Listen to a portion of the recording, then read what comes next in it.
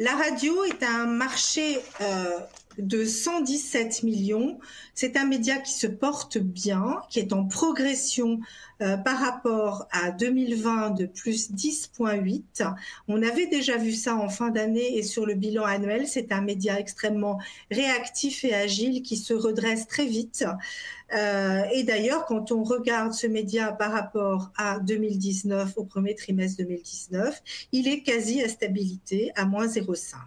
Alors, nous vous rappelons qu'au trimestre, nous ne mesurons pas le local, mais nous mesurons l'ensemble du national. La publicité nationale, qui est la plus grosse part de ce média, est en progression de 9,8 par rapport à 2020 et reste en léger retrait par rapport à 2019 de moins 3,1.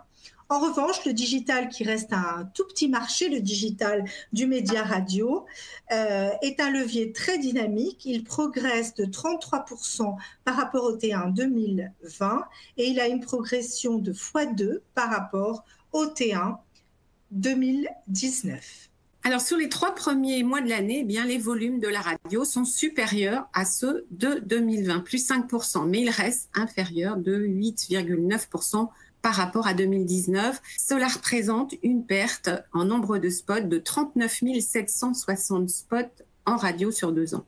Alors, regardons les courbes sur le graphique, comme précédemment. Le pointillé 2009, le plus gras 2021 et le plus foncé, c'est l'année 2020. Donc, on a un V en bleu gras et en pointillé 2019 qui nous indique la même tendance avec un mois de février qui est toujours inférieur. Le mois de mars est très encourageant puisqu'il n'affiche plus qu'un retrait de 3,3% par rapport à 2019.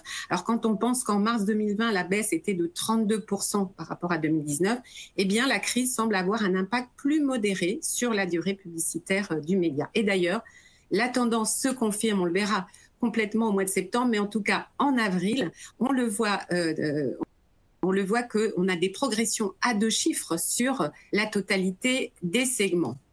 Alors, concernant le portefeuille des annonceurs, eh bien, les signes sont moins bons côté des annonceurs puisqu'ils ne sont plus que 923 alors que nous en comptions encore 1230 l'an dernier. Alors, nous parlons d'une baisse de 33% du portefeuille comparé à 2020 et moins 43,6 comparé à 2019. C'était une année en 2019 qui avait connu un soubresaut de plus 1,5%.